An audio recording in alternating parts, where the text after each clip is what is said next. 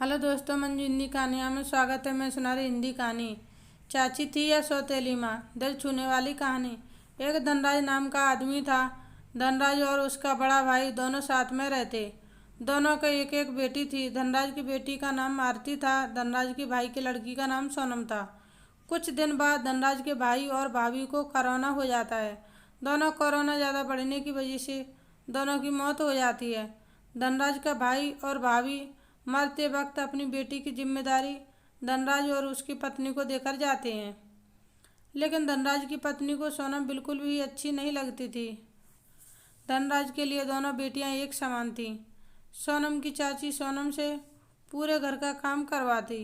अपनी बेटी को कुछ भी काम करने नहीं देती।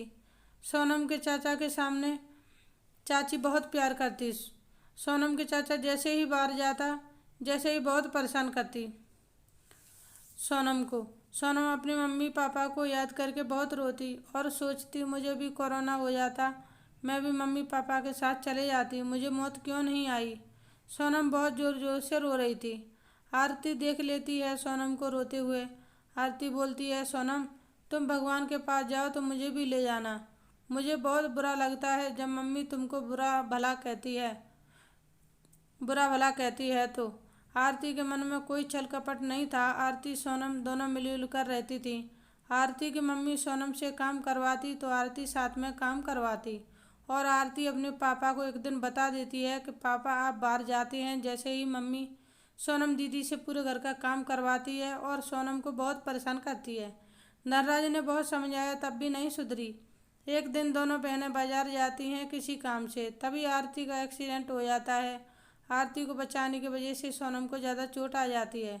आरती को थोड़ी चोट आती है, लेकिन आरती की मम्मी आरती को ही देखती है। तभी आरती बोलती है, माँ मेरा ज़्यादा चोट नहीं लगी है, सोनम के ज़्यादा लगी है। सोनम की वजह से मेरी जान बची है। इतना सुनते ही आरती की माँ सोनम को रोते हुए गले लगा लेती है।